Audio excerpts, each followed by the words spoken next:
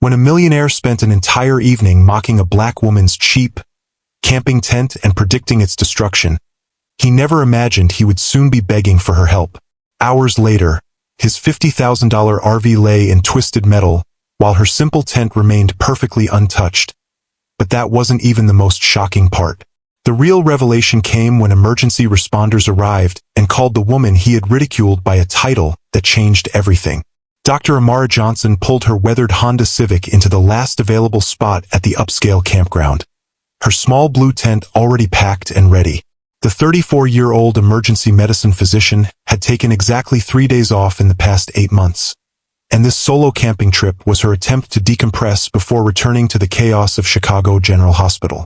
What she didn't expect was to become the evening's entertainment for the luxury camping enthusiasts around her, or that by dawn, she would be the only person standing between life and death for the same people who had spent hours humiliating her. "Would you look at that?" came a voice from across the clearing. Robert Harrington III stepped out of his gleaming 45-foot Winnebago Horizon, a rolling mansion worth more than most people's homes. The 52-year-old real estate mogul adjusted his designer camping vest and pointed directly at Amara's setup. "Honey, come see this." His wife Patricia emerged from their mobile palace, her manicured nails catching the last rays of sunlight. "Oh my!" she gasped, loud enough for everyone to hear.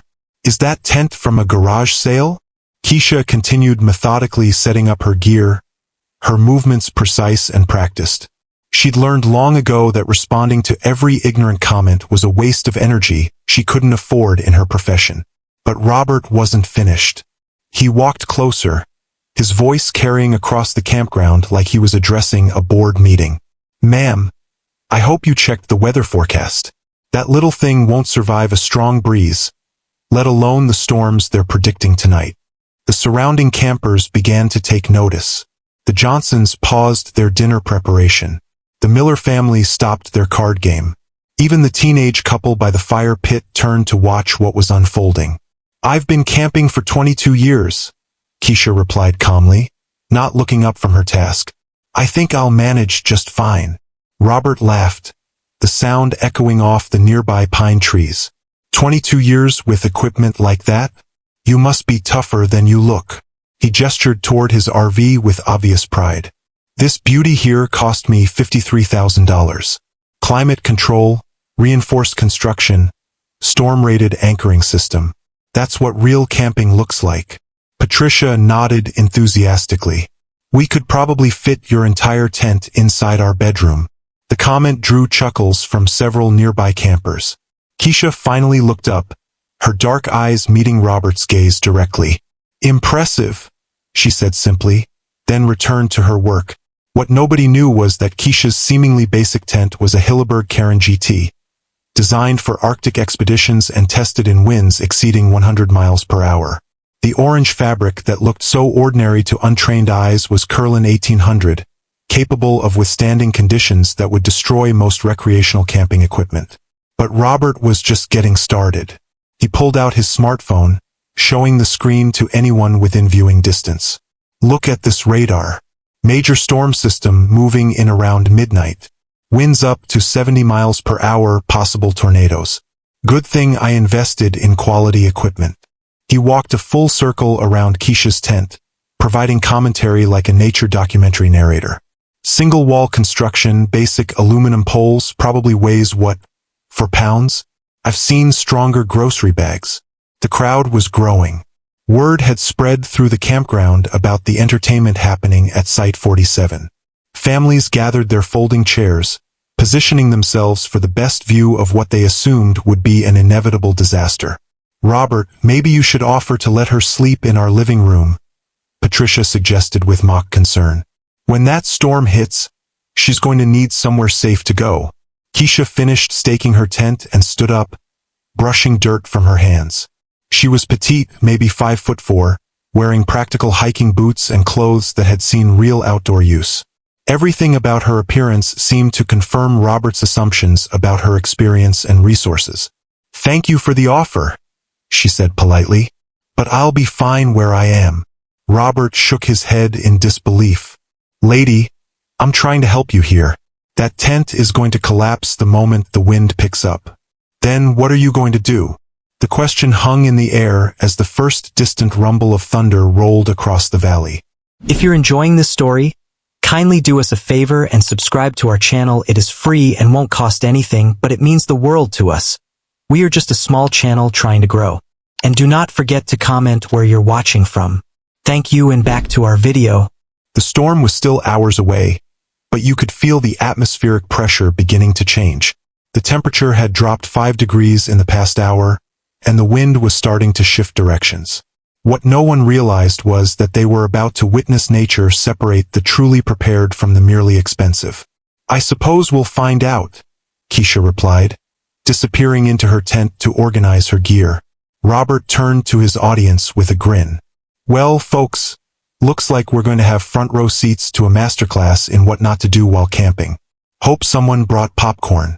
As if on cue, the wind picked up another notch, causing several lightweight items around the campground to skitter across the ground. Storm clouds were gathering on the horizon, dark and threatening. Within hours, Robert's expensive assumptions would crumble along with everything else he thought he knew about preparedness. The show was about to begin, and everyone was about to learn that the most dangerous storms reveal who's really equipped to survive. At 11:47 p.m., Pine Ridge Campground transformed from a peaceful retreat into nature's battlefield.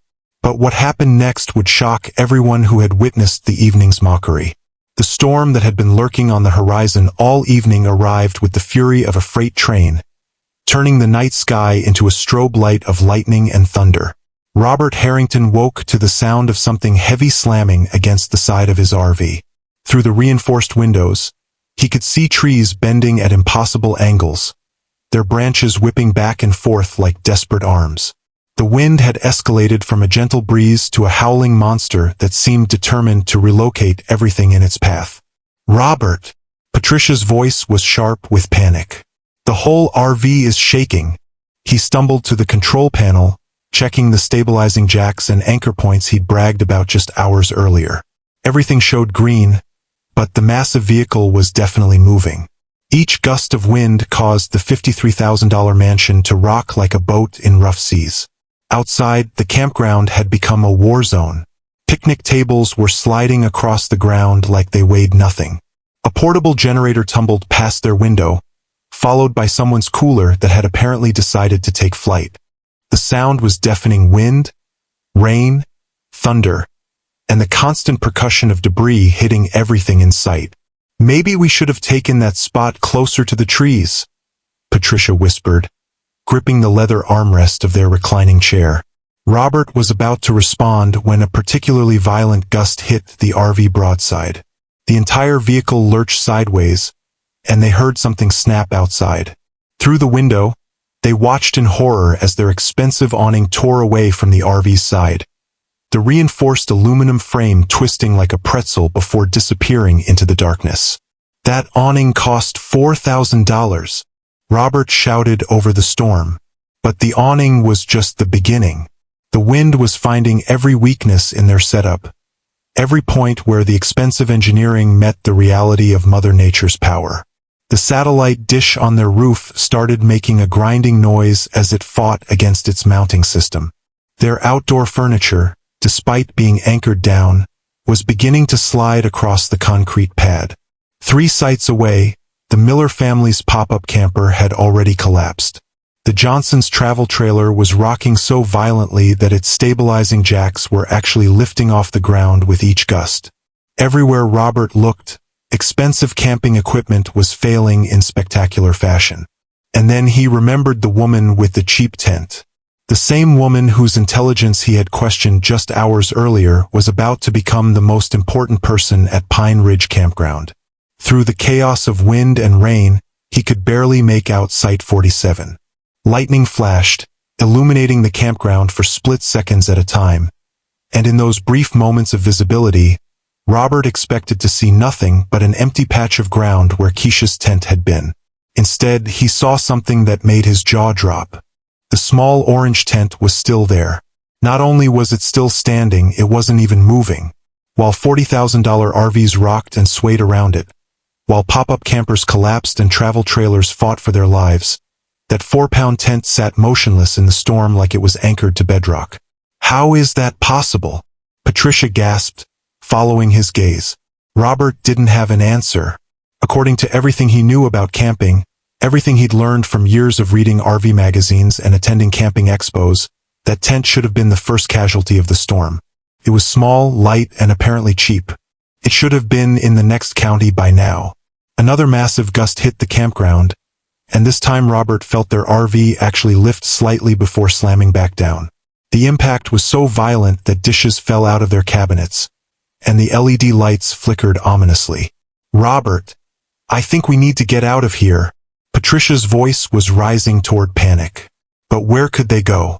The storm was everywhere, and their RV was supposed to be their fortress against exactly this kind of weather. The manufacturer's brochure had specifically mentioned the unit's ability to withstand severe weather conditions. The dealer had assured them that the reinforced construction and professional anchoring system would keep them safe in any situation. As if responding to his thoughts, the RV lurched again, this time more violently than before. Through the front window, Robert could see that one of their stabilizing jacks had actually bent under the pressure. The concrete anchor point was starting to crack. "We're in trouble," he admitted, his voice barely audible over the howling wind. That's when they heard it, a sound that made both of them freeze in terror. It was the unmistakable groan of metal under extreme stress, followed by a sharp crack that seemed to come from directly overhead. "The roof!" Patricia screamed. Robert looked up just in time to see a small bulge forming in the ceiling above their heads. The reinforced fiberglass that was supposed to be stormproof was actually flexing under the wind pressure. Water was beginning to seep through the edges where the roof met the walls. $53,000 of cutting-edge RV technology was failing around them, while across the campground, a tent that had cost less than his monthly car payment continued to weather the storm without so much as a flutter. The irony wasn't lost on him, even in the midst of his terror. He'd spent the evening lecturing a complete stranger about the superiority of expensive equipment, and now that equipment was coming apart while her cheap gear performed flawlessly. But the real revelation was still coming, and it would change everything he thought he knew about the woman he had dismissed. As another gust threatened to flip their RV entirely, Robert realized they might actually need that woman's help before the night was over. He had no idea how right he was, or how much his life was about to depend on the person he had ridiculed. The storm was far from finished, and his $53,000 fortress was falling apart around them. By 3:30 a.m., Pine Ridge Campground looked like a disaster zone. But what emerged from the destruction would shock everyone who had witnessed the evening's events. The storm had finally moved on, leaving behind a trail of destruction that would take days to clean up. Robert Harrington stood outside what remained of his luxury RV, surveying damage that would likely total the entire vehicle. The roof had partially collapsed.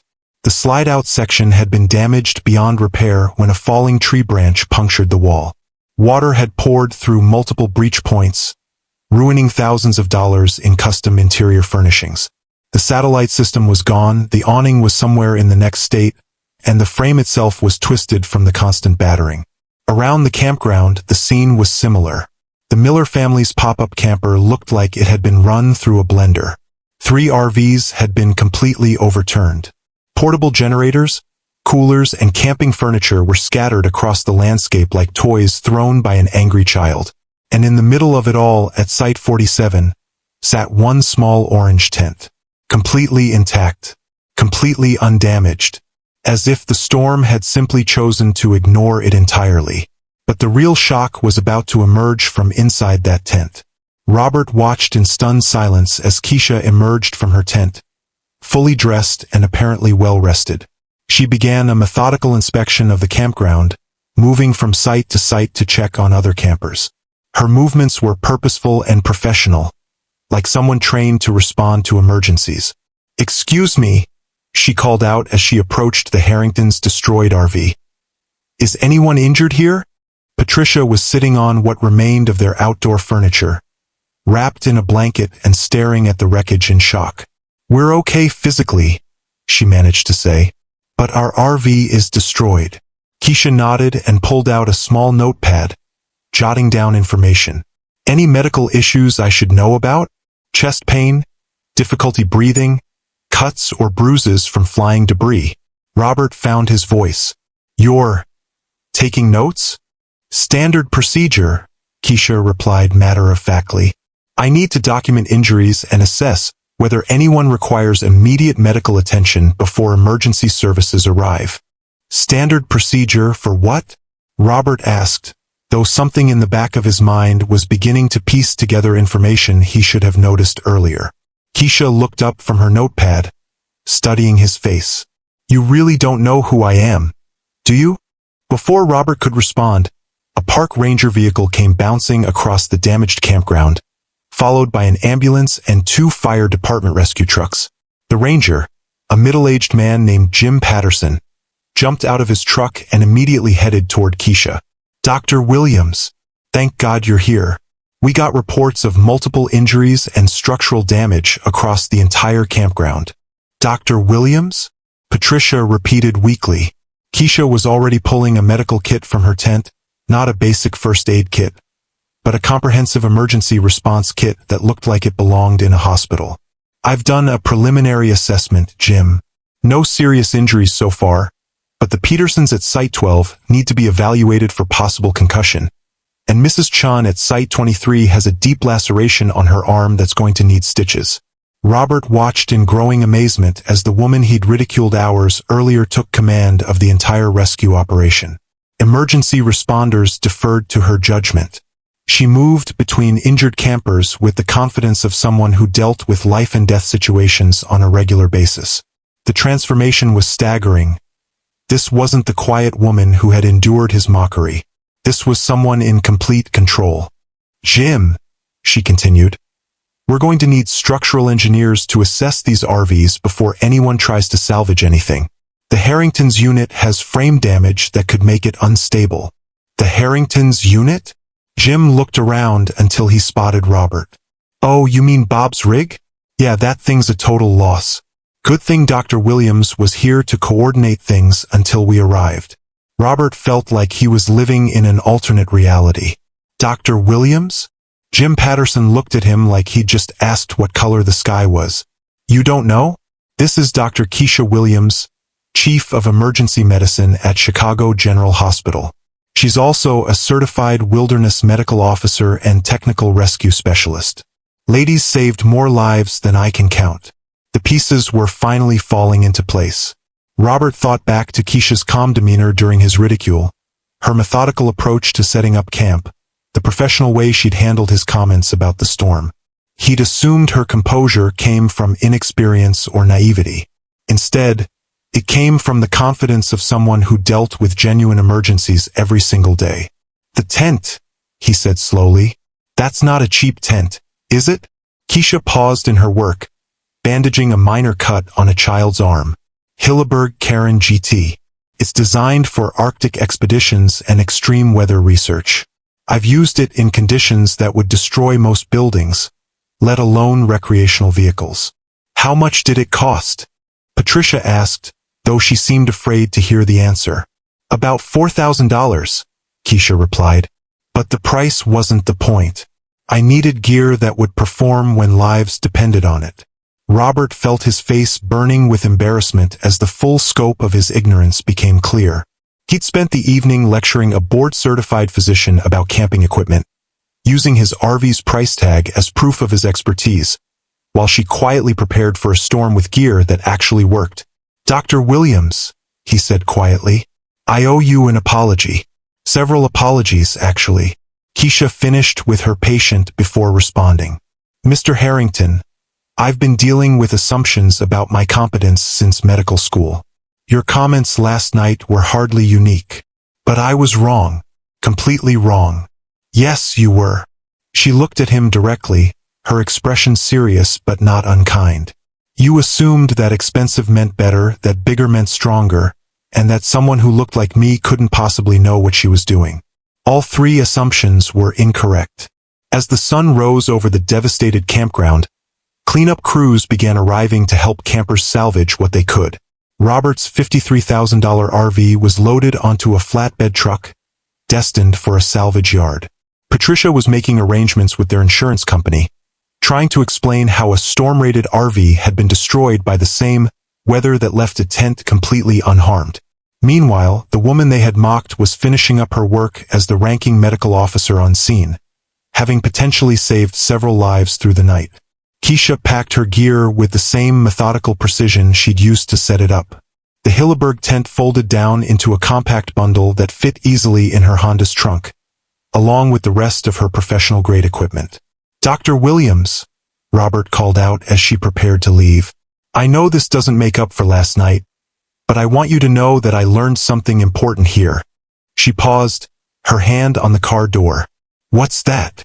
"That the most expensive gear in the world is worthless if you don't understand what you're actually facing." He gestured toward the wreckage around them. "You knew the storm was serious. You came prepared for the reality, not the marketing brochure." Keisha smiled for the first time since he'd met her. "Mr. Harrington, that's probably the most intelligent thing anyone's said about camping in quite a while." As she drove away, Robert stood in the ruins of his camping adventure, surrounded by the wreckage of assumptions he'd held for years. The most expensive lesson of his life had cost him $53,000, but he suspected it might be worth every penny. Sometimes the best education comes from discovering how much you don't know. And sometimes the cheapest tent in the campground turns out to be the most expensive piece of equipment there. The storm had passed, but the lessons it taught would last much longer. If you enjoyed our story, hit the subscribe button for more inspiring stories and don't forget to like and share.